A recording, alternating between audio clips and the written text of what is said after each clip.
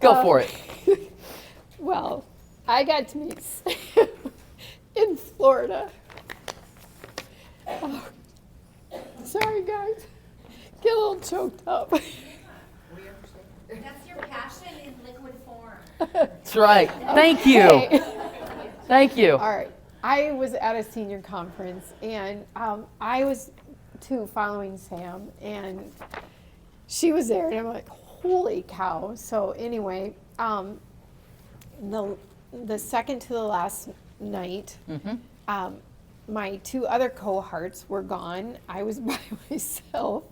I walked all the way down. We were in, what was it, Safety Harbor. Safety Harbor near Clearwater in Florida. And it is absolutely amazing. And anyway, I was walking down for a slice of pizza all the way down, and then just walking back, coming back, I meet her, Donna, and I don't know the other. Todd. And they invited me to sit with them and just chatted, and we became friends. We did. And she had a dream, and I have a passion, and we kind of blended them together.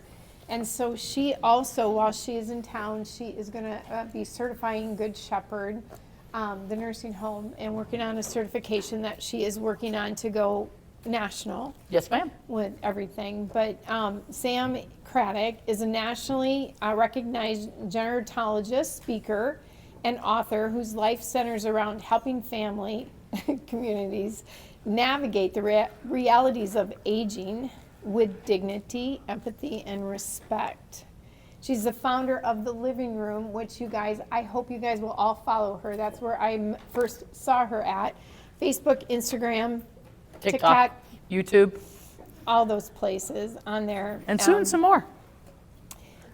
She also has a senior care licensed home care agency in Southern California, is where she's living now. She's a visionary behind More Than Heart, a movement, a training brand dedicated transforming the culture and caregiving of aging in America. She has published 3 books. 3 right now. And we're going to have those as door prizes today. So if you guys are lucky on getting those, and I know she's got extras, she will sign. She will stay and talk as long as you guys want to talk. Any questions that you guys have? My flight is Monday, so you got me till then. I might stink in between, so let me shower occasionally. But she too, like if you guys have any questions, we are going to come up to you. We're going to record this for the people that couldn't be here today and get them on. So if we're going to ask a question or anything, let us get to you so we can have a microphone, and that microphone mainly go to where we are recording. But some of the things that Sam believes in, we don't age out of being human, and dignity doesn't expire. never. Human always reminds us of every person at every age deserves to be seen, heard, and valued. Sam, That's right. take it over. Take it over. Yeah. So yeah, here we go. Woo! All right. I know one person in the room outside of Miss Jane and Amy already follows me on social media. Does anybody else in here follow me on social media yet? All right. So you have heard of me. Thank you very, very much. Referred you on to other people. Well, bless your heart. Hear this lady. Bless your heart. So I came upon this kind of by happenstance. I mean, seriously, if you ever wanted to become famous accidentally, I'm the person that you want to meet that did it. It wasn't on purpose. I had a passion for teaching what I teach, which is aging with dignity and caregivers. So the family caregivers are literally the largest industry in the world. You really are. So if you're a family caregiver, you're taking care of a loved one that's aging. If you've been in that position, you are part of the largest unpaid, unsupported industry in the world.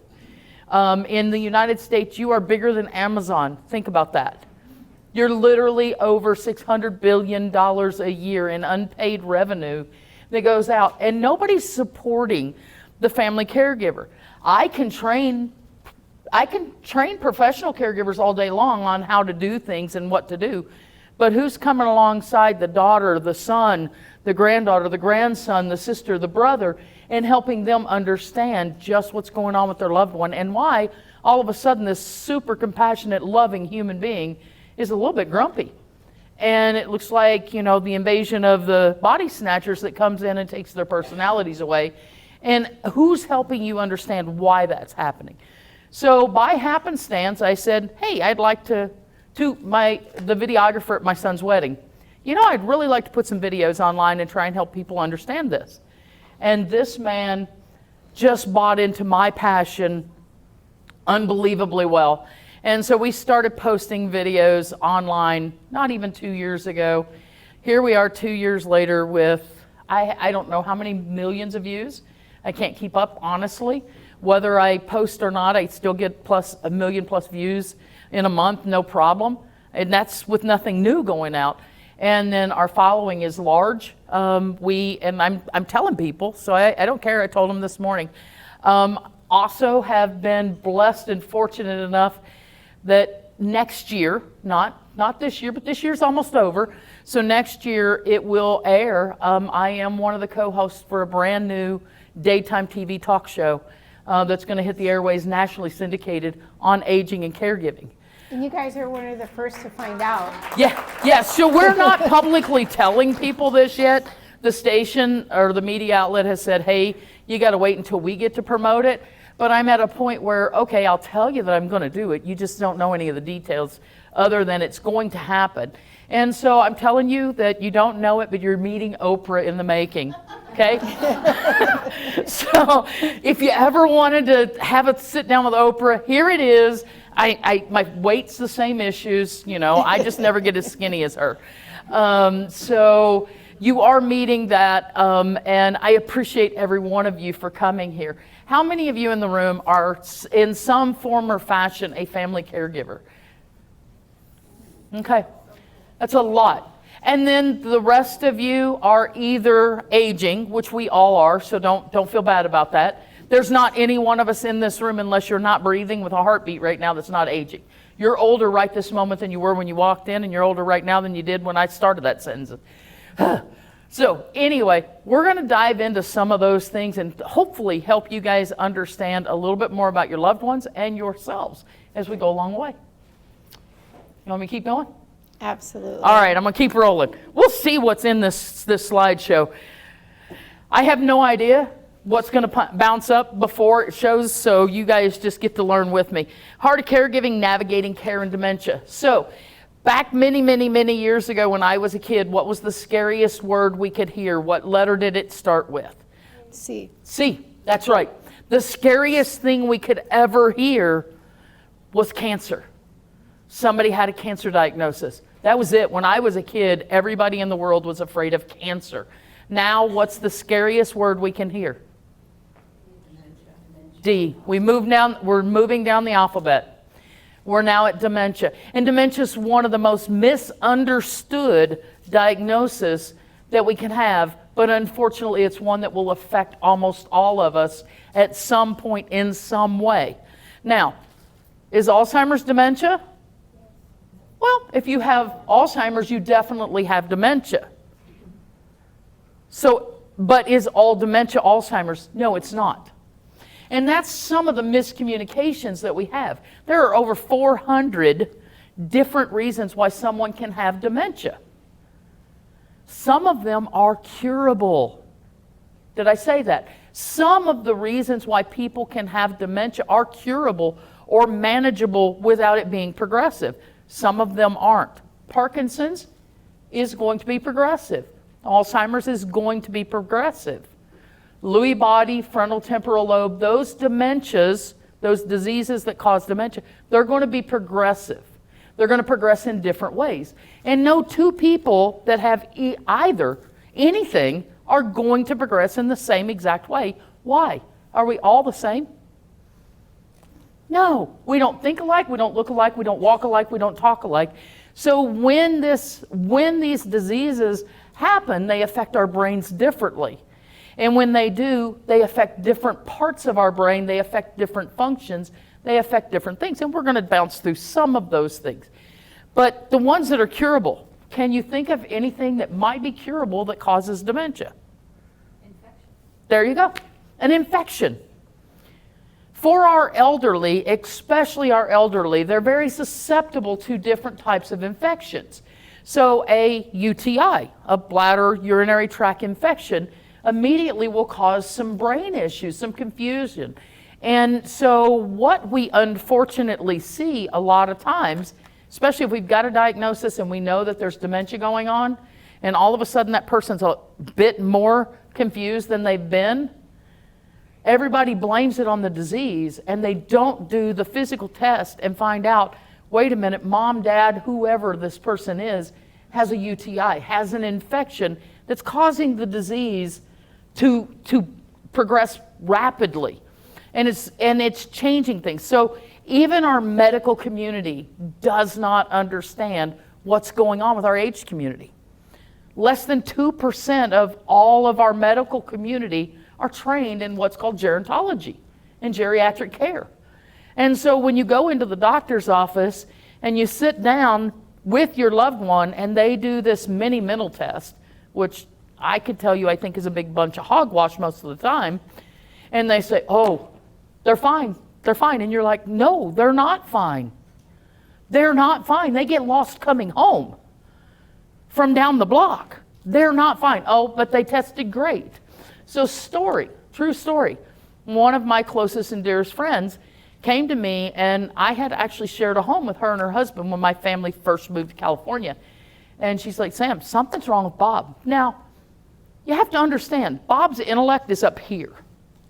I mean, we're talking about a guy that's in genius IQ level. And she said, he's incontinent, he's having all these issues, his personality is grumpy. And I'm like, well, he was grumpy when I lived with him. But he's been grumpy your whole marriage, hon. 50 years of grumpy. No, it was different, and she knew it. And I said, you insist on an MRI. And she said, we've had all these tests done. They say everything's normal. And so she's like, he can answer 8 out of 10 of those questions perfectly. And I said, he's only getting 8 out of 10. She goes, yeah, and that's great. And I'm like, no, it's not great. Because this is a guy that would have gotten 20 out of 10 correct on his top day. So they weren't measuring his baseline, they were measuring a normal baseline. Okay, makes sense? And so finally she listened, she insisted that they do an MRI. They did an MRI and they found a golf ball size benign tumor in his brain, but growing very, very rapidly. It would have destroyed brain tissue had they not found it even then. He had the surgery. He's back to being his normal, what I call grumpy self, and she calls loving husband.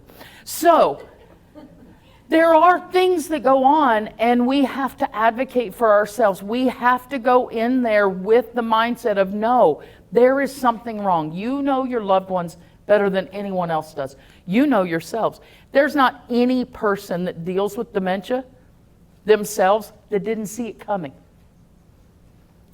But how many of you want to admit that you're aging and you're lapsing?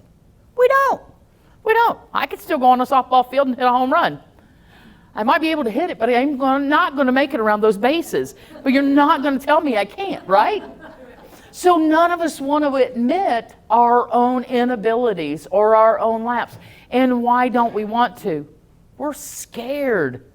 Scariest word in the world is dementia. Because what's it going to do? Make you dependent. There you go. Make you dependent. Make you dependent. And we all love our independence.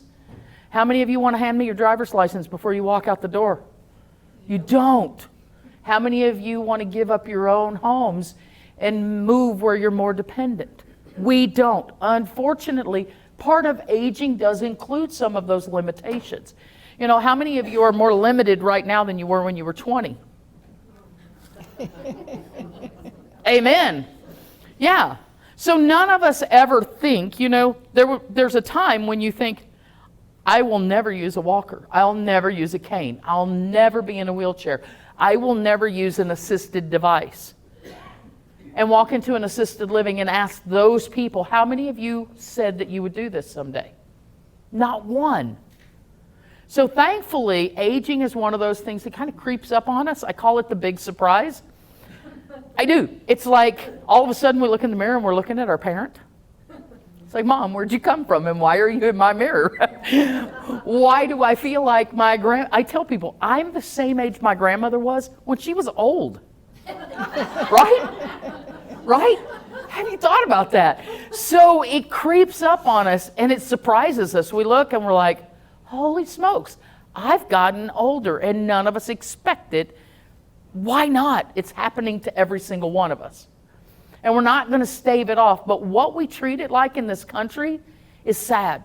We treat it like it's a crisis. Why do we call it an aging crisis? I think a crisis is a pandemic. That's a crisis, something that we didn't expect, something we can't control, something we don't understand, something that's taking lives, something that we don't want. Aging's normal. And when we treat it like it's normal, then we're going to be a step ahead. I have no idea, again, what's coming next. I'm just talking. So we have to remember that every caregiver, regardless of who you are, you have your own story. Okay?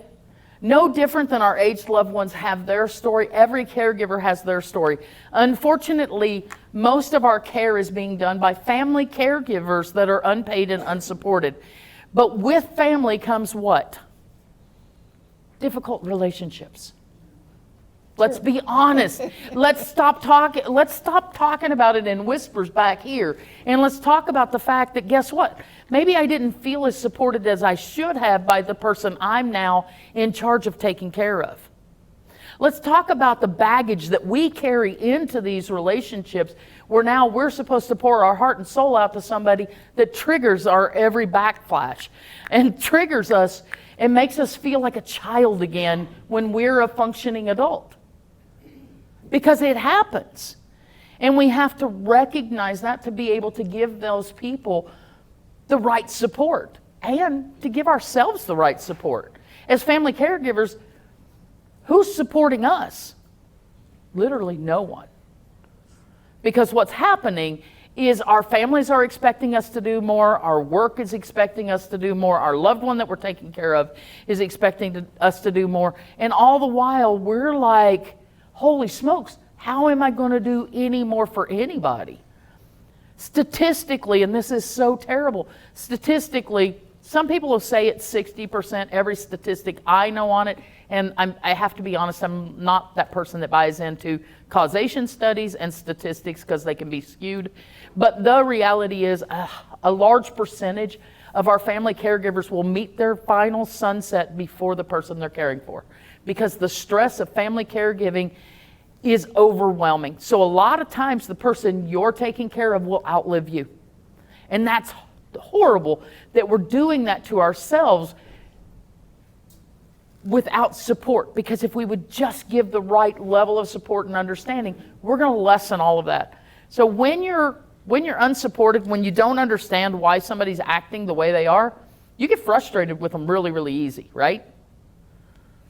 It's super easy to get frustrated and ticked off because this person's acting combative. I hate that term, combativeness in our aged community. You'd be combative too. How many of you are cheery and full of blowing bubbles out your bottom side when you're in pain? You're not. You're not. None of us are happy about it. None of us are smiling and laughing and running around and doing backflips when we're in pain, but we expect our aged loved ones who are oftentimes in chronic pain to still be that same cheery person. Have you ever thought about that? You know, I say this one a lot of times. How many of you woke up this morning and said, I can't wait to get naked in front of a stranger? Better yet, I can't wait to get naked in front of my adult child. I want them to check out my pieces and parts. We don't. It's not a conscious thought. We don't wake up thinking, oh man, that's exciting. But yet we'll walk into our loved ones' homes as family caregivers. Okay, Mom, it's time to take a shower. No, it's not. No, it's not. Without the thought of what we're asking. So, I said this Last week when I taught, I said it again this morning. We're going to do something today. We're going to take off our shoes. Because to see things from their perspective, to put yourself in their shoes, you have to take your own shoes off first.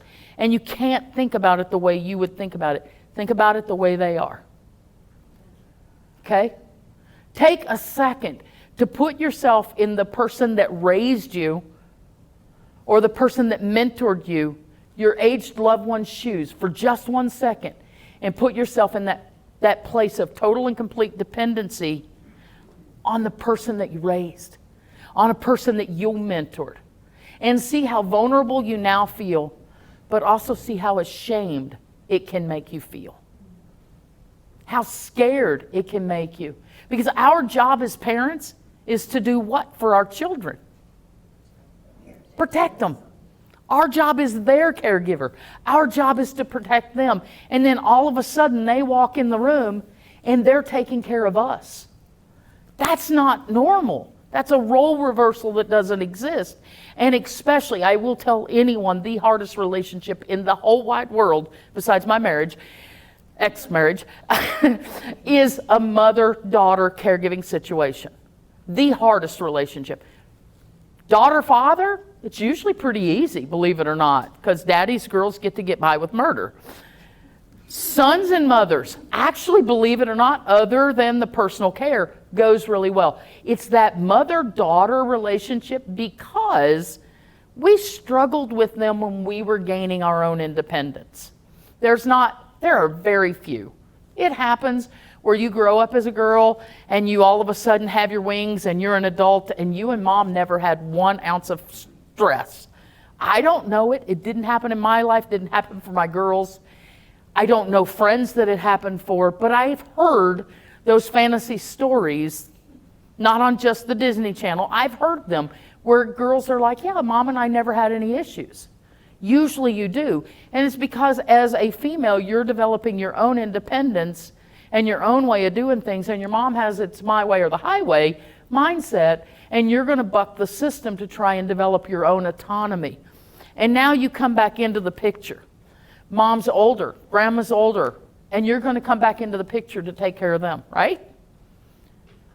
What training do you have in how to take care of somebody other than raising your own children?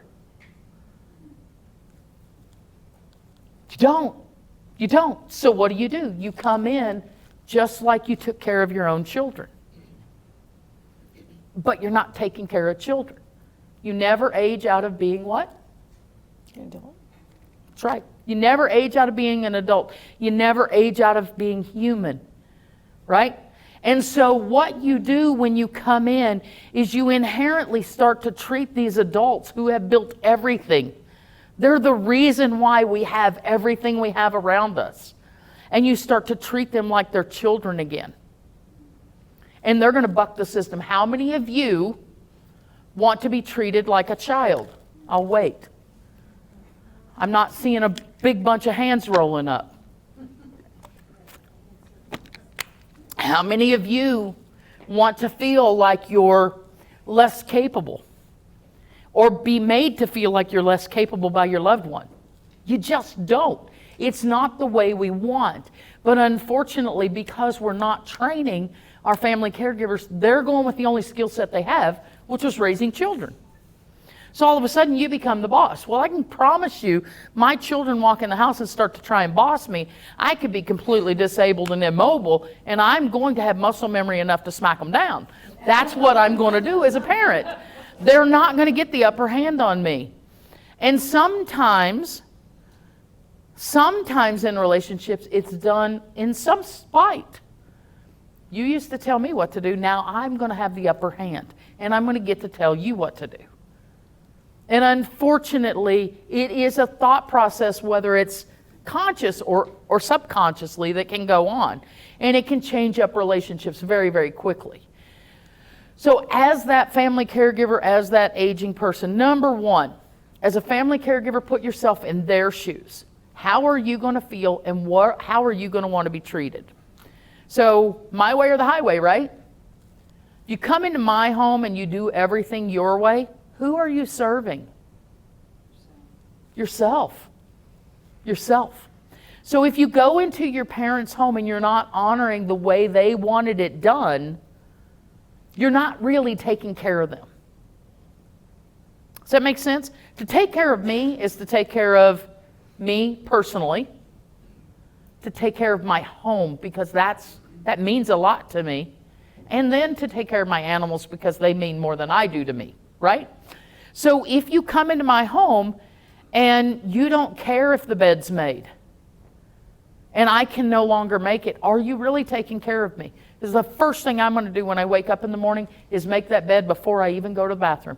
I will literally cross my legs and wet myself standing there to make sure every pillow's put back in place and that bed's put away, because that's important to me.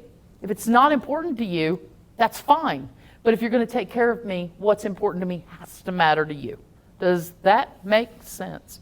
Let's say that again louder for the people that didn't hear it. If you're going to take care of me, even if it doesn't matter to you, it has to, because it's important to me. And so, unfortunately, lots of times the resistance that we see is that you're not going in and you're not honoring what they would want you to do. My own mother used to do this. My younger sister, she lived the closest to my mom, but she was a slob. Let's be honest, she was a slob. She did not pick up on my mom's wily ways. And so she would go in and she would vacuum the house, God forbid, and wouldn't move the sofa. Do you know that 70% job that she got done, my mom didn't see the 70% that was right. She saw the 30% that wasn't right. And so her complaint was never what she did, it was always what she didn't do. So I would show up, well, I knew to move the sofa. I was raised by that woman. I took those beatings. I knew that you had to do that to make her happy. And my job was to take care of her. And to take care of her was to do it her way. And I get that that's not always easy, because you feel like a flippin', look at that, the next slide, perfect. You feel like a circus juggler as a family caregiver. You are literally out there trying to take care of your own home, your own children, your own spouse, your own job, pay your own bills while you're worried about making sure theirs are paid, taking care of them, getting the phone calls in the middle of the night. Mom just fell.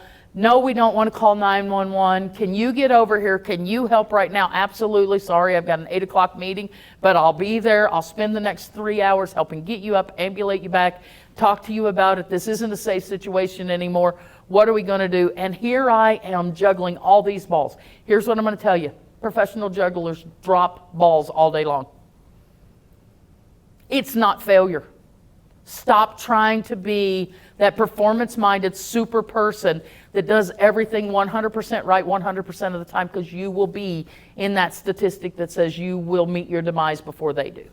You will stress yourself out to the max, to the point that you won't be able to do any more.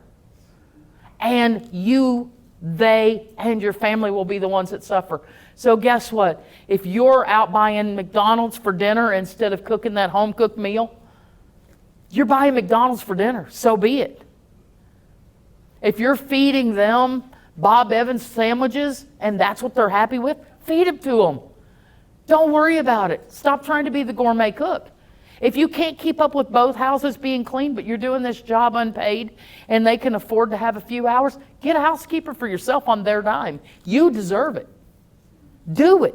If they can't afford it, we'll talk about how you can maybe be creative in trading off some things with some of your friends. You got to figure out ways to take care of yourself that allow you to let some of those balls down. You know, they say caregiving, we do what's called ADLs. And that's a fancy way for activities of daily living, right? So that's what caregivers do. I call it something different. It's all day long, it's something. That's what ADL stands for. There's not one moment of any day, if you are a family caregiver, that there's not something that you have to do for someone else other than yourself. And it's overwhelming. So what are you doing for yourselves as family caregivers? What are you doing to take care of yourself, and how are you doing it? I had a lady wrote me on social media. She says, Sam, my mom has dementia. My dad just had a stroke. My husband has terminal cancer. and I have a handicapped adult son at home. I work full time, and I'm the only provider for all of those people. I am losing my mind. I don't know what to do. And this sounds really stupid, what I told her. It's the stupidest thing. I said, step out of your house, get in your car, roll up your windows, and scream as loud as you can scream, for as long as you can scream. Try it. She wrote me back the next day and she said, I cried for 30 minutes sitting in my car. I walked back inside my house and I felt like I could do it again. Thank you. My car and I will be spending a lot of time together these days. And I'm like, great. The neighbors may think you're nuts. But if you don't find a way to release it, you know, I love the people that say, well, go get your hair done, go get your nails done, go take a spa day. When? When am I going to do those things? Who's paying for it? Am I supposed to miss work so I can go have a spa date to get away from this? That's not reality. Those are things that we want to talk about and we want to make it sound good. Best thing I can tell you, go scream in your car. You know what it does? It releases all that stress and builds all those, it throws endorphins like crazy. And all of a sudden you feel empowered again. It's crazy as it sounds. I was a big softball player. I used to keep a heavy bag on my front porch. I worked in a very high stress job when my kids were little. And when I would get home, my kids knew this. You let mom have the bat and the heavy bag. And I would stand out there and beat the crap out of that heavy bag with that bat, just to release all that stress that I had just dealt with so I could walk in and be a mom. And it was the only way my kids ever got to see me be a good human. Otherwise, they walked in the door with all that stress and they were getting snapped at. And I figured it out. I'm like, hey, I got to get rid of this. So the stress that's on you shows up in your relationships. How many of you can wear your stress and never let anybody else see it? Come on. How many of you are that good? We're not. So what do you do to get rid of it? Are you giving yourself a break? Now, you have to practice dignity. I told you, none of us got up this morning and said, I want to get naked in front of a stranger or my adult child. There's not one of us in this room that really likes the thought that someday somebody is going to take us to the restroom and we're going to have to sit there and do our business with that person present.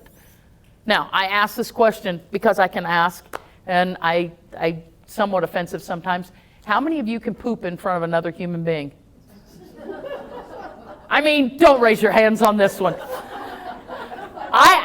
No joke, I could pop a squat right here in front of all of you and pee. I wouldn't care, it's not a big deal. But the minute we go to do the big job, because we don't want anybody to think that our poop stinks, because everybody knows our poop doesn't stink, right? We kick our husband out, we kick our kids out, we kick the dog out, we shut the door, we have that private moment. But yet we will take our aged loved ones who are now immobile, maybe a little more dependent, maybe they need some assistance, maybe we're worried about a fall. We'll take them in to the bathroom and we will stand there with our arms crossed tapping our little toe. And we're waiting. Why can't you just go ahead and poop? You know, come on, exercise that demon. And it's not happening.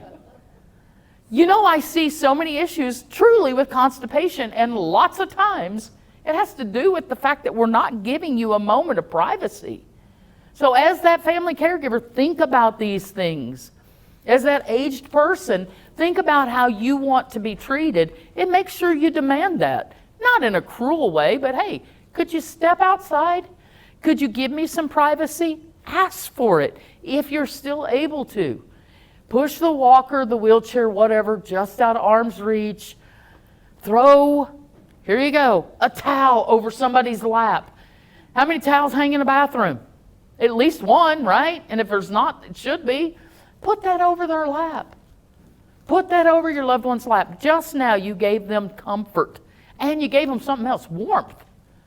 Most of us don't like sitting on a cold porcelain toilet. And now you've given them that just ability to feel cared for and respected. And step out of the room if you can. If it's truly a safety issue, turn your back. But don't stand there and talk about the horse races or the weather. I mean, there's a lot of ladies in this room. You've all had those gynecological exams, right? Did you really want him to talk about the weather? Did you really want the doctor to have a conversation with you when you were in the midst of that exam? No. Get in, get out, and go on. I don't want to talk to you, and I really don't want to see your face afterwards. Right? So why are you standing there during these moments trying to have a conversation? Well, Mom, how are you feeling? Pretty constipated right at the moment. A little embarrassed. Leave me alone. Remembering that we don't age out of being human. This next slide is not promoting Darwinism, but I need you to see. We're not going to turn into another species just because we're getting older. And every human being deserves to be treated. I don't care if you're black, white, brown, purple, green.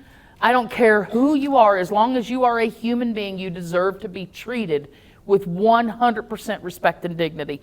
And we have got to get back to that in our society.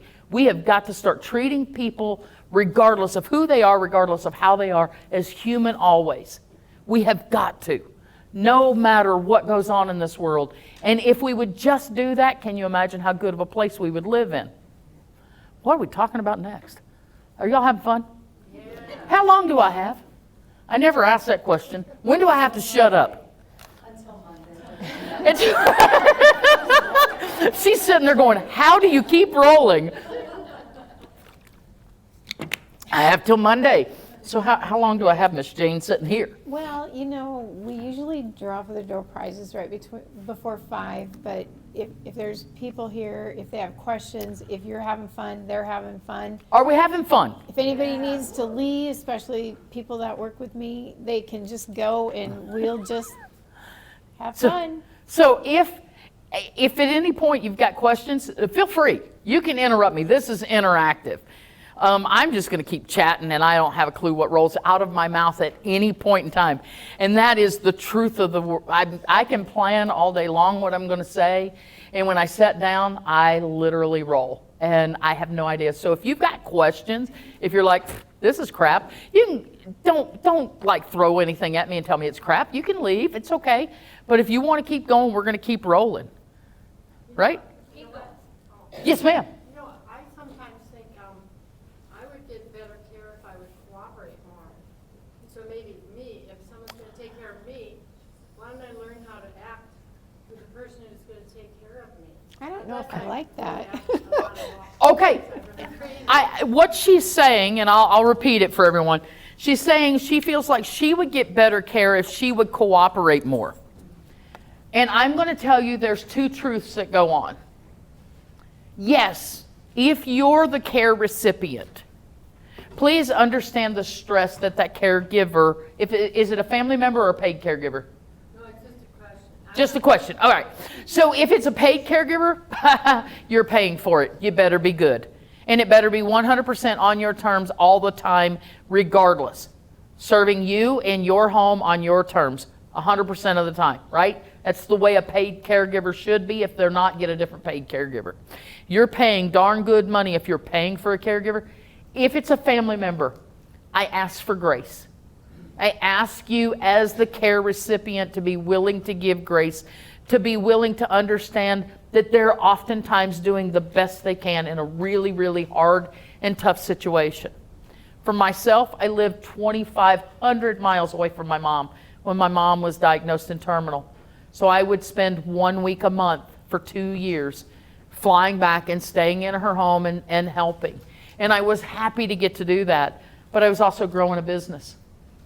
I also was taking care of employees and taking care of my own life out there. And yes, I was in a unique position to be able to leave it there.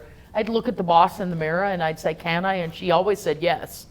And she never told me no. I'm like, you're the best boss in the world. She just never said no. And I could go. And I was in a really unique position. I really was. But it didn't take away the stress. My mother passed away on a Wednesday. And on Wednesday, I have to submit payroll. And in minutes of my mom passing away, I was submitting payroll to make sure it was in on time. So it doesn't take away the stress that I had.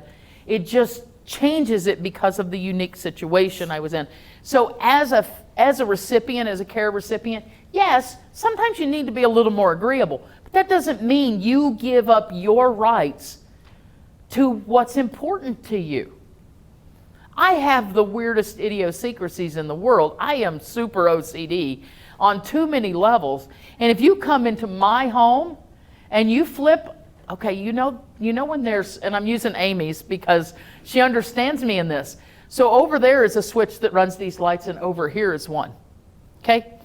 The primary switch for me is the one that I'm going to pass the most often, because I know that they're going to be backwards. Okay? One's down when one's up. It drives me nuts. That primary switch, it has to be in the correct position as where the lights are. So if it's up, those lights better be on. And if it's down, those lights better be off.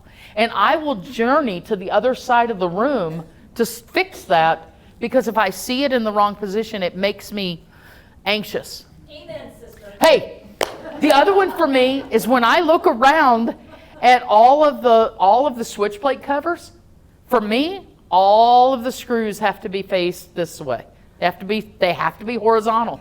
They can't be up and down. They have to be horizontal.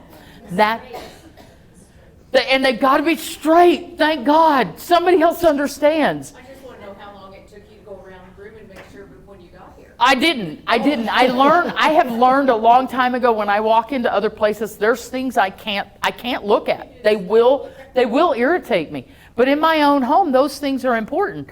So if I'm in a room, let's just say now I've lost the ability to be in my own room, and I'm out in the living area where there are those stupid switches. And I haven't fixed that yet, because I can rewire it if I want to. And you're the caregiver. If you're not putting them in the right position, they're anxious. And I can't fix that. I can't be more agreeable about that. That's built into my DNA. I said this morning when I was teaching over at Good Shepherd. We hear a lot about neurodiversity now, right? That's kind of the phrase we talk about. We talk about ADD, ADHD, OCD, and being on the spectrum. We hear a lot about that with our youth, right? Our grandkids, our kids, we hear a lot. You think all those things just came into play in the last 10 years? Nope. The behavior I'm talking about right now is one of those labels. It's OCD. And I am super ADD, if you haven't figured that out yet.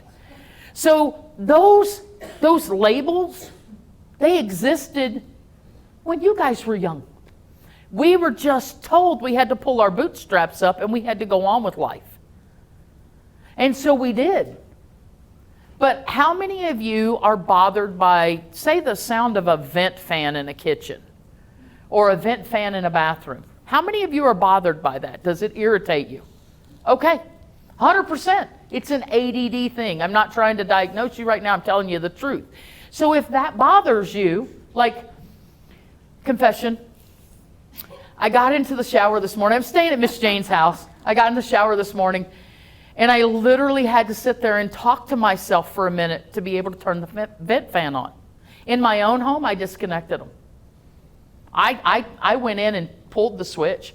So when it comes on, the light comes on, the fan doesn't come on, because I can't stand that sound.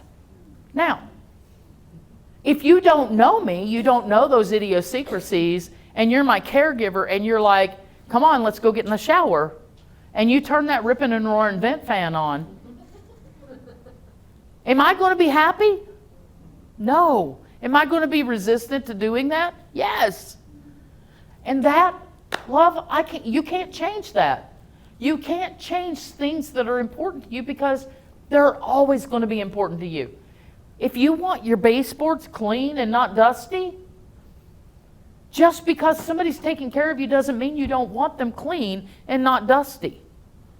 If you don't care about it now, you're not going to care about it then. But if it's important to you now, I promise you it will be important to you then.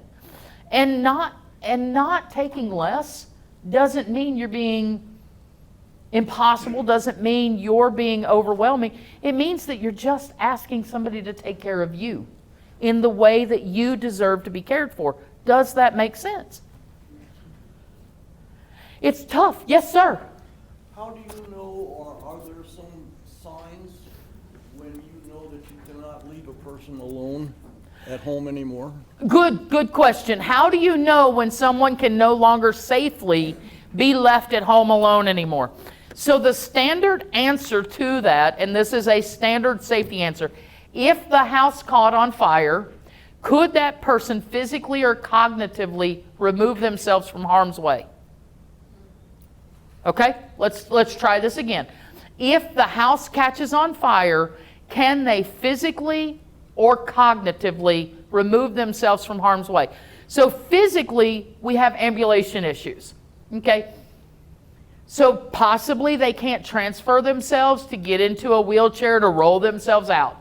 And if that's happening, then no, they shouldn't be left home alone. That's the standard safety criteria. But now let's think about the other side. Maybe physically I'm able to transport myself. Maybe physically I can use a walker or I can walk unaided. But cognitively, I'm super confused. And the moment a high stress situation of a fire hits, that confusion is going to go this direction, not this direction, and I'm more than likely going to meet my demise or be in harm's way. And so that's the answer to that. Do I know families that are like, okay, they're bedridden and I need to run to the grocery store and they're asleep and we allow it to happen? It does. And I understand why it does. I just asked this question. If you were in a car accident and you never made it home, what's going to happen to them? Because car accidents aren't planned. I promise. I know I was in a really bad one on Friday night. Thank God we're okay. Thank God we made it here. But we were rear-ended in a very high-speed impact. Twice. So twice, twice, in the same night by the same person. He was a little intoxicated. Never took his foot off the gas. But we're good, and thank God we are. But we didn't plan for that to happen.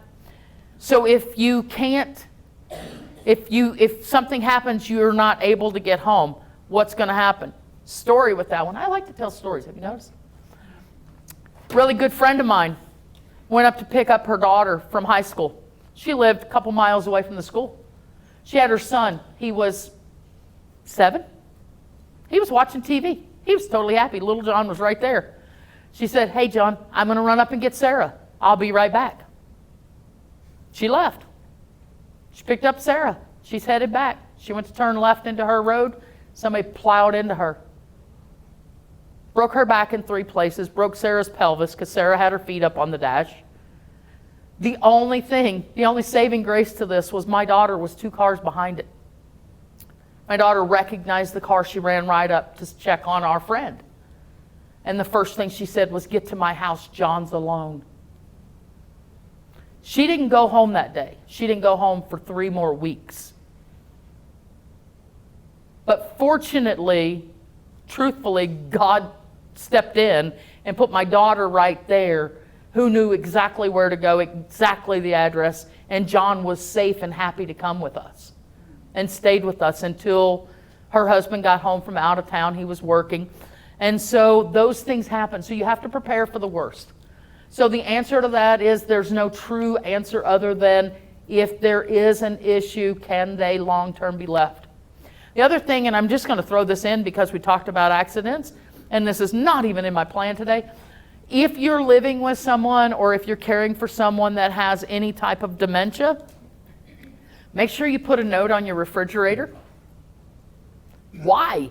Because when an emergency responder walks in the home, the first thing they're going to do is go to that refrigerator, and they look for those like your advanced directives, your pulse, all of those things. But let's just say we've got a couple here. He's got dementia. She doesn't. She falls. She's now unconscious. Triggers fall alert. Paramedics show up. They whirl in. She's laying there. They pick her up and take her away. And there he sits. And they have no idea that he cannot be left alone because he looks completely physically whole. He looks physically whole. And during the events, he's not really saying a lot. And so it does happen, believe it or not, where we have people that are left home alone that shouldn't be because we didn't plan for us to be the ones that are whisked away. Okay? Any other questions? Yeah, when you talk about that, I mean, that's such a great idea. Mhm. But what would you put on there? You The would- name of the person or the Yes. cognitive issues or? Exactly. So what I would put in, and believe it or not, I actually created the form, and it might be in that briefcase. It may not, but it's just a real simple, you fill it out that says their name, their relationship to the person that's living in the home, that they have a cognitive decline, and they cannot be left alone to call a neighbor and a loved one. And make sure you give a couple phone numbers. So that way you're taking care of them. Our job as caregivers are to take care of our loved ones.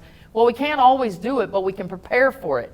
So you're taking care of them by just giving that ounce of information. It says there's a diagnosis of dementia for John, and please do not leave him home alone. If something happens, we need to call these 2 numbers. And then a paramedic will actually stay there. They'll go ahead and transport the injured body, but somebody will remain there. They won't just leave that person once they've been notified. Okay? And they look for that? They will. So almost every time a paramedic walks into a house, there's somebody, believe it or not, that's looking for information. And the place that we're told to post our information is on our refrigerators.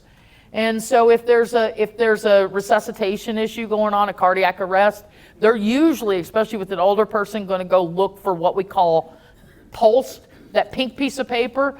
It's a physician's order of life-sustaining treatment that says, resuscitate me, don't resuscitate me, bring me back, don't bring me back. So they're oftentimes looking for those kind of papers and those notices.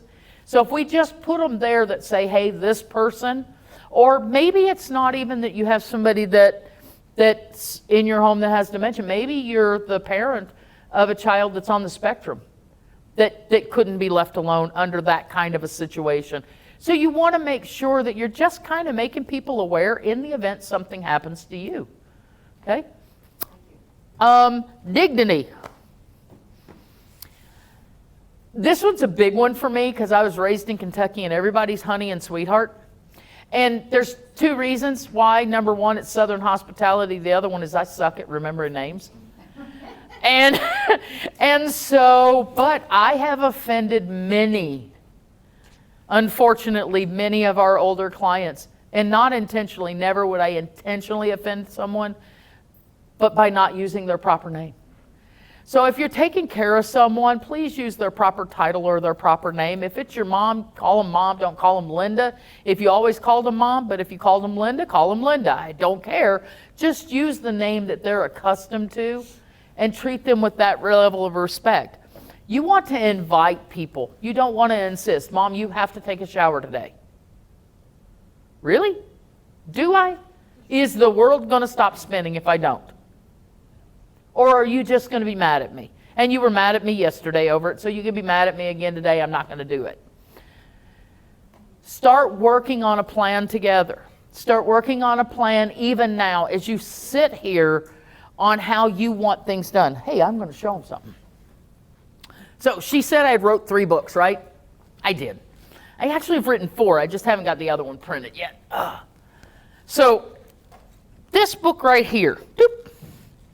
How many of you have ever been in a hospital? Unplanned.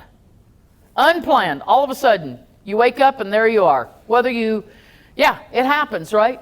So who's taking care of paying the bills and making sure that the cat's fed, the dog's fed, the litter box is done, the trash cans are down at the curb on the right day? Who's taking care of those things for you?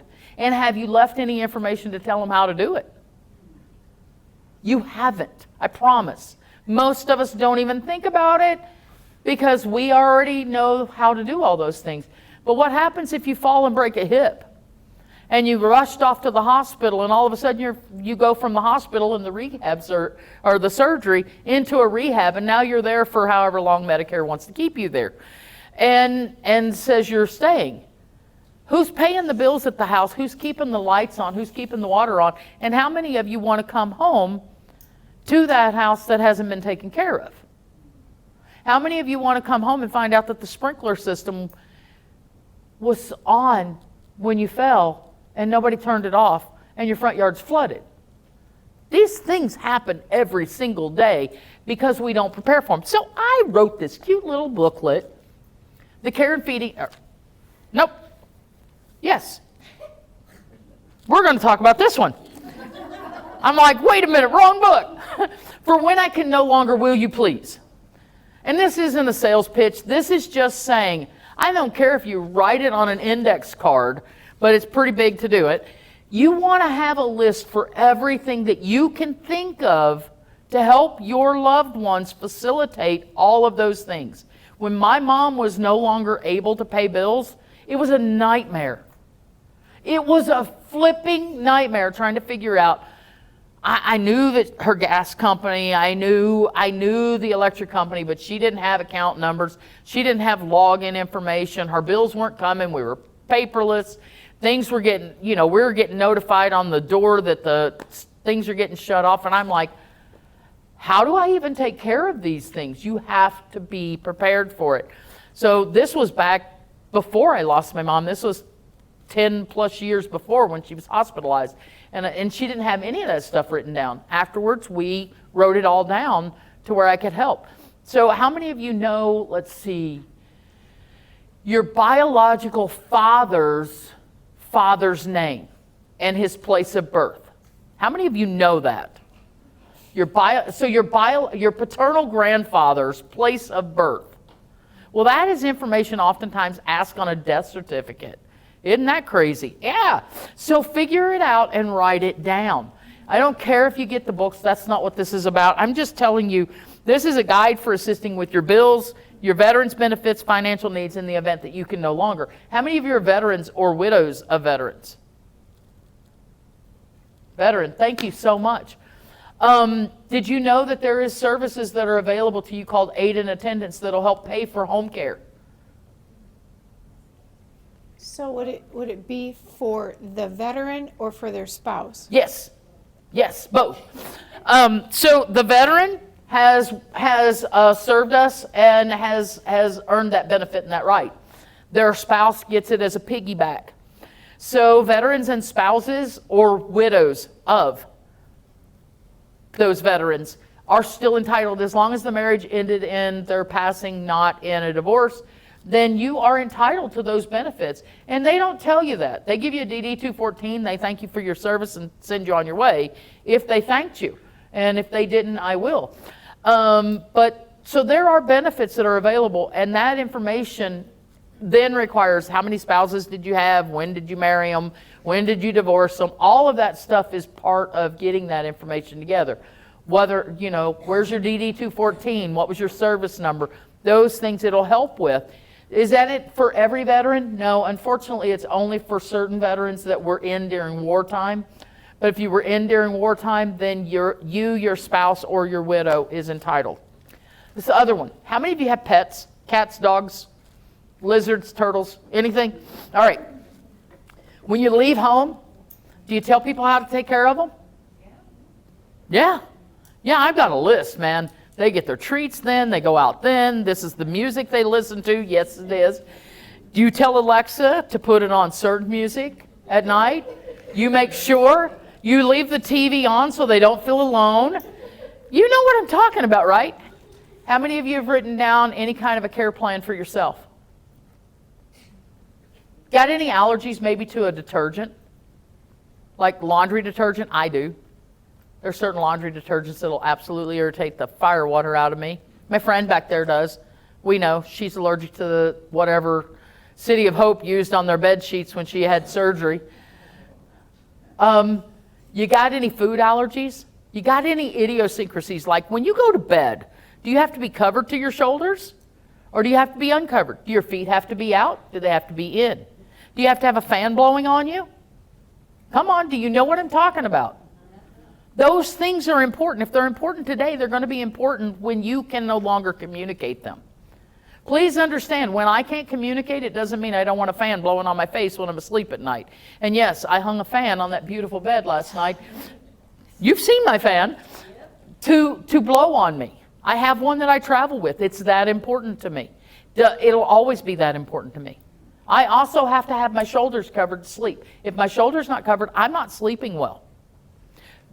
Please, never, ever, ever, ever in the history of evers, put me in a dark room and no sound. That's literally like saying you're in hell, Sam. The heat's coming soon. You have died, you're now in hell, and it's going to start getting warm in here. It's terrible for me to think about. So leave music on for me. Turn a TV on. Leave the fan on me. Those things are important to me, so why wouldn't I put them down in a book? Why wouldn't I tell people how to do it? How many of you drink coffee? Is your first sip of coffee like the most heavenly thing? It is, wow, super important, right? How do you like your coffee? How many of you just like it straight black? Oh my gosh, you all are a wild breed. Not me. And my creamer travels with me. It's sitting up here on the counter. My creamer goes everywhere I go. It does. Tell 'em because what kind it is. It's coffee mate creamy chocolate. Here, I'll give you a commercial. Watch. I needed to get up anyway. I get stiff and sore. Hey, there's a, hold on. I don't know if that's mine or somebody else's. Anyway, right here, goes everywhere. I have been pulled aside by more TSA agents over that coffee creamer than you can begin to imagine. Any of you know anything about gunpowder? It's a lightweight powder, right? So is coffee creamer. Travel with that in your carry-on bag. They don't necessarily like it, but they allow it. So how I want my coffee made in the morning matters to me. And it can make or break a good day for me. It really can.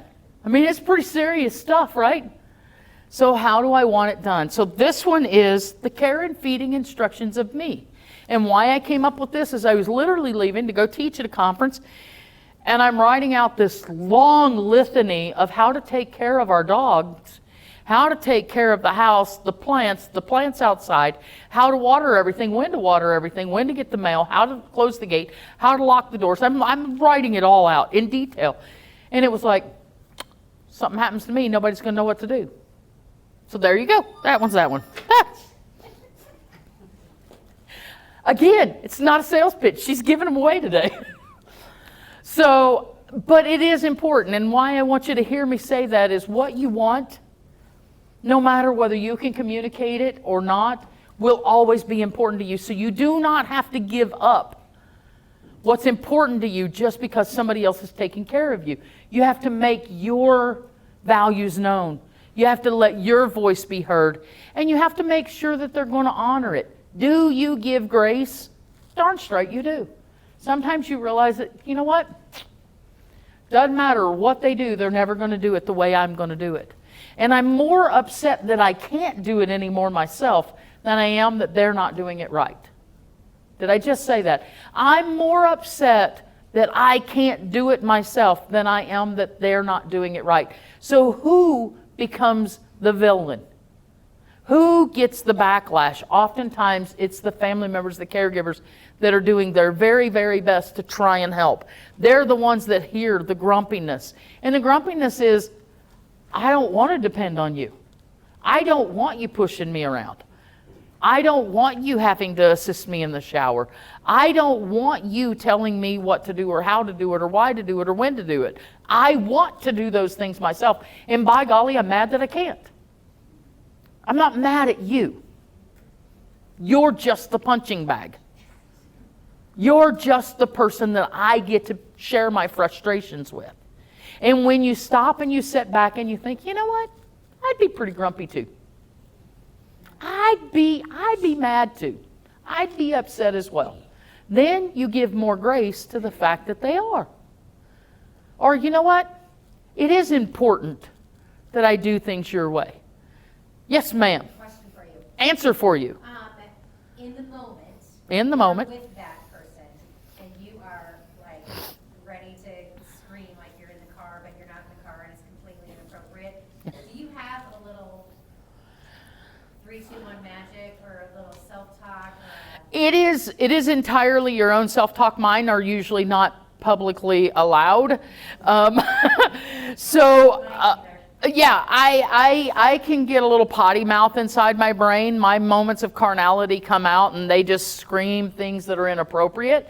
And then I have to back up. So sometimes you just have to stop what you're doing as that family caregiver. You just have to stop for that moment and go, I want to punch you in the face right now. In your brain, you say this. You don't say this to them out loud. I want to punch you in the face right now because I'm doing everything I can to do this right, and all you're doing is complaining. All you're doing is being overbearing and more demanding. And I'm going to get through this. And then after you walk away, how could I have done it differently so that we didn't land there? Because guess what? If I'm the person that's dependent, I'm probably doing all I can. I'm probably doing all I can. I might be that grumpy, narcissistic older person that is just getting their digs in, because that's real. Let's be honest, not everybody's great. But if I'm the one that's getting the assistance, I'm the vulnerable one. It's kind of like, and I don't like to, and this slide's perfect now, seniors are adults. I don't like to talk about our age community in the mindset that they're younger or they're children or they're juvenile. But we have some, not similarities in person, but similarities in mindsets, right? So would I ever hold my child accountable for their not knowing something or not being able to control something? You know, did I get mad at my children when they were incontinent before they were potty trained? Never. Never. I just didn't get mad at them. I changed them. And I didn't make them feel bad about it. But we do sometimes get mad at our aged people who are incontinent. How many of you really can't wait for the day for somebody else to change you and you never have to go to the toilet again? It's not happening. It's not happening. We don't talk about this enough. We don't talk about incontinence nearly enough. It is my favorite subject in the whole wide world. Everybody that knows me knows it. I love to talk about incontinence. Why do I love to talk about it? It is the number one cause for health issues in our aged community is incontinence. And I know that's saying a huge big number one. It is number one. It will cause skin breakdown. It will cause urinary tract infections. It will actually cause lung issues, because guess what? Your noses don't work nearly as well as they used to. And you don't smell that the chair that you're sitting in day in and day out over and over again has been leaked in so many times that it smells like a cat house. Oftentimes it happens. We're embarrassed by it, so we don't protect ourselves. Why are we embarrassed by it? How many of you potty trained a child ever in your whole life? Ever? Most of us, right? What did you tell your kids when you were potty training them? Big girls don't mess their pants. Big boys don't mess their pants. And we started the shame. We started the shame right then. So now the first time you're, and let's not lie, 40, 30, 40, maybe 50, postmenopausal, a little bit different for our men, 50s, 60s, prostate's starting to squeeze on that urethra.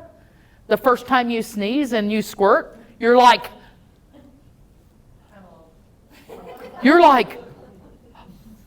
and you don't tell a soul. You don't talk about it. You probably don't protect yourself from it or for it. You ignore it. You do everything other than face it. You do everything other than just say, you know what? This is somewhat normal. And it is. And there are some things that you can do. Yes, you can do Kegels. Men, you can go see the urologist. There's a surgery they can do. They go in, they kind of ream out the prostate, clean it up, get the pressure off the urethra, and it helps a lot. You can do things, but you can't do them if you're too ashamed to talk to somebody about it. So I can pretty much guarantee you in this room, percentage-wise, I'm going to guess we're at a 98% I sneeze and I squirt. I cough and I have a problem.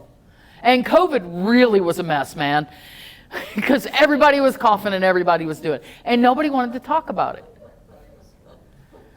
So let's talk about it. Let's be real with our aged community. My mom, no joke, my mom would wear menstrual pads, just the little panty liners, because she thought that was going to catch urine. It's not designed to catch urine, by the way. Doesn't catch a light liquid that fast. It's gone. So my mom told me, when I die, you have to burn my hamper. Why? No, you have to promise you'll just, don't even look, don't get in it, just burn my hamper. And she was guaranteed, up until the week before she passed away, she was doing her own laundry. And finally, I just looked at her one night and I said, are you talking about the fact that you leak? What? And I said, Mom, it's not a secret. I know that when you cough, and my mom was a heavy smoker dying of lung disease. She coughed a lot. I know when you cough, you're actually peeing your pants over here next to me. I appreciate that you clean yourself and all of that, and that's great, but I know it's happening.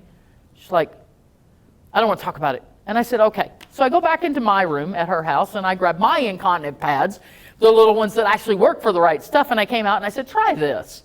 Next day, why haven't you ever given these to me before? Well, because you didn't want to face the fact that you needed it. You tried to hide the problem. You didn't want to talk about it. And because you didn't want to talk about it, you struggled and you suffered. And you were ashamed of it. So let's talk about it. I like to. Anyway, you done? No, I have a question, but I don't know how to ask it. Oh, let's go. Because I know, there's people in here that I know that have loved ones in a care facility, but you're still the caregiver even though they're in a care facility. Can you touch on that? Of course I can. Thank you. Of course I can. And I saw a hand back there as well. Nope, I didn't? Okay. Maybe I dreamed. Anyway, so when you have a loved one in a care facility and you're still the primary caregiver even though they're there and you're paying for them to be there, I have a question. Are you the primary caregiver because you want to be or because the facility isn't doing their job? Both. Okay. So, and I know it happens. So, I'm not benign to the fact that our care facilities are grossly understaffed, and most of them, and I won't say it about anything that I don't know, most of them that I have been part of are poorly managed. Dollar bills go in front of human beings and we don't staff well enough. So you as the family member are now compelled to be the person that's there to make sure that they're getting the showers, they're getting their meds, they're getting all of the things. You're the one that's more demanding of their care. And so it's still stressful. What I can tell you is it's less stressful than being at home. Because you do, whether the break's good or not, you do get a break, if that makes sense. So they're safe. They may not be getting everything the way they want it, and I believe that should be honored in no matter where they're at. But you have to give yourself that break. They're in that community because they need that level of care, and you unfortunately aren't in a position to provide that in a private home any longer, be it from an affordability, a physical, a mental, emotional standpoint. So what you have to do is give the community the amount of responsibility that they should have. You really do. You have to, and sit down. They say that squeaky wheel is the one that gets the grease, right? It's the one that gets oiled. So don't feel like you're being overbearing when you're asking for them to step up and do the job they're being paid to do. Because those communities aren't cheap. I mean, what's your all's communities around here run? 11 to 14. Whoa! In Des Moines. $11,000 to $14,000 a month. Now, here's another one. What does private in-home care cost per hour around here? 25 to 50. That's a wide range. So let's land in the middle and say 30, 35. Let's say 35. So at $35 an hour on a 24/7 care, so that would be 168 hours a week, right? That's 7 times 24. I got you. It is roughly between $25,000 and $30,000 a month. How many of you have that laying in your back pocket? And if you do, please meet me afterwards. Let's have a conversation. I want to be your adopted person. Yes, ma'am. That's my concern. Do you get yourself involved in the legal aspect? As you were saying, caretakers are free, you know, they don't get reimbursed or anything. And have you had any connection with lawmakers, legislature Will you to see repeat about finances? Or try, Pardon? try and repeat that, so. So we can get she that. wants to know, with the overwhelming cost, and because family caregivers are unsupported, unpaid, on everything, do I get myself involved from the legal perspective in trying to see legislation change things? I will tell you that it has been before Congress a bazillion times in our previous administration, and I'm not joking, for home care to be paid for. And it got shot down every time it came up. Every single time. Now, we know that if that was subsidized in the homes and family caregivers were more supported financially, we know that it would lessen the cost burden overall for our government. We do. But when have you ever seen the government work efficiently? Never. Okay, so the reality is there are some programs out there, like in Southern California, we have a program, it's statewide. It's called IHSS, In-Home Supportive Services, and it's run through the Department of Aging and Adult Services, and it will help assist to pay for family caregivers if your loved one is in this income bracket. Yeah. Elderly waiver, same thing. But it's this income bracket. So once you're broke, once you're poor, then we can get some assistance for you. When you're up here, okay, now you got to spend it all down to get to here. The problem we've got is this gap right here. I make too much to get any assistance, but I don't make enough to afford to be cared for. And we're not addressing that enough. And that's where the crisis is. The crisis is in the care, not in the aging. We don't have an aging crisis. We have a management crisis. We're not managing this correctly. It's like, you know, everybody's shocked that we're getting older. And I'm still amazed that we're not prepared for the boomers. Were you guys born yesterday? Did all of a sudden the boomers just show up and we're like, oh heck, what are we going to do? We got a silver tsunami hitting. And we don't have enough housing, we don't have enough infrastructure, we don't have enough trained staff, we don't have enough money to support it. What are we going to do with it? That's dumb. We should have been prepared years ago, but we're always too little too late with it. And so to answer your question, do I get involved? I live in California. There's a couple of the nonprofits I work on. I worked with some of the senators and state senate and stuff this year. I was on the state of California's Master Plan of Aging Board this past year, so I work a little bit in that. But to be totally honest, legislation and laws and lawmakers piss me off because they don't see the human side of what they're doing. And so will I advocate all day long?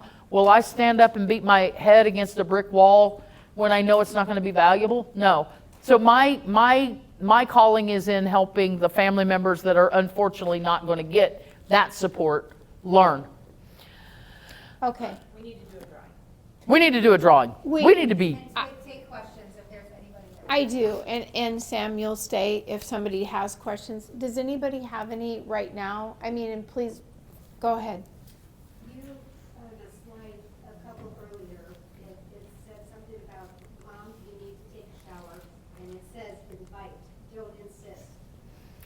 Yes, so here's the thing. How many of you like to have choices and how many of you like to be told what to do? We don't.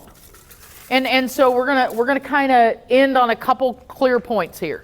Number one, none of us want to be told what to do with our own lives. We still want to feel like we're the commander of our own ship, even when the ship's being driven by others. So when you take away choices, you're taking away complete and total independence. When you're taking away choices, you're taking away from humanity and dignity. So inviting is more of a, hey mom, we need to get a shower. Let's go do that. Not, you have to come take a shower right now. Nope, not doing it. Hey mom, I've warmed the bathroom up. Hey dad, I've got the bathroom warmed up. I've got the towels in the dryer so they're nice and fluffy and warm. Guess what? That feels great. I don't care who you are. I've turned off the vent fan if that's something that's going to irritate the fire water out of you. I've done my part. Everything's ready. Let's go get this done. It's a lot different to do it that way than it is, you need to get in the shower right now. The example, a bad example, my sister stayed with mom to give me a break, and I heard about this from my mom. My sister said, I've been here with you for 4 days and you haven't showered, it's time. And so that's not just insulting that, it was insulting on a few different levels, I guess. Yeah, it's humiliating at that point. You're literally shaming a person into doing what you want them to do. And by shaming them, you're taking away from their own right as a human. And that's not fair. It's hard. Trust me, I understand how hard it is. And guess what? There could be that day where they're like, I don't want to take a shower today. Have you ever felt that way? Have you, as a cognizant adult, ever thought, you know what? I'm just not really ready to get naked and get in a shower today. I just don't want to. I want to stay in my PJs. So why all of a sudden do we decide, and this is where I have to end, okay? All of a sudden we have decided that if an adult makes a choice that doesn't line up with what we think it should, they're not capable of running their own lives anymore. Guess what? If I want to eat a banana split for dinner tonight, I can promise you Miss Jane's going to make it happen. And if my mom wanted a banana split for dinner, so be it. Why do we think that we can take an adult and put them on a kale diet because that's what we want to do? Why do we think that all of a sudden we're going to impress our own belief systems on somebody else and they have to comply? Doesn't mean that we can't work with them to find a balance in showering. You know what, mom? If you want to shower once a week, as long as you're not completely incontinent and we're not seeing skin breakdown, we're getting you fluffy and cleaned up, so be it. That's okay. You don't have to shower every day. If you're incontinent and you've got some skin issues going on, can we do something else? Can we wash up in bed? You know what, guys? Showers didn't always exist. How many of you grew up where you had maybe an outhouse? All right. Were you showering every day back then? Nope. And you know what? It didn't hurt you. We have impressed upon everyone these things that are part of our own modern conveniences. How many times did you shower when you were climbing a mountain? Not for 8 days. 8 days. 8 days. Okay? It happens. Everybody smells the same by that point. You know? And Felt great on day 8. Yeah. Day 3 was like a problem, but day 8 was never fresh as a daisy. you don't even smell it anymore. So I'm serious. You have to just start to remember that they get to make their decisions, even if they're bad. How many of you have ever made a bad decision in your adult life? I can put up my feet too. Okay. But if a senior makes a bad decision, they're no longer allowed to live independently on their own and by themselves. They're incapable. You can make them all day long.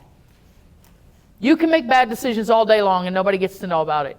You can set reminders on your phone all day long to tell you what to do, where to be, how to be, when to be, and it's okay because you're busy. But the minute a senior says, I forgot to feed the cat last night, oh mom, you can't live alone anymore. Okay, on that note. She's done. I'm shut up. Stop. Okay, so tradition here, we draw for a knock box, and Andy's got that right here. And if you guys have, some of you have been here before, if you haven't, knock box, NOK means next of kin, and it's our passion to give one of these away. Wow. So that's a drawing that you're gonna do. First drawing. If you win, you're taking on a project. Tina. Cullinan? Woohoo! nice. You get a knockbox. Now, we have 10 sets of Sam's books. 10. And if you want them signed, I will sit here and sign my name that many times. Okay. Get it going. First Get it one. going.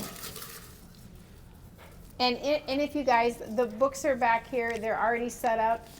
And so- Brian Welch. Boop, boop. Hey, you get a set of books. Donna Ruth will hand them to you. She needs to get up and walk around too.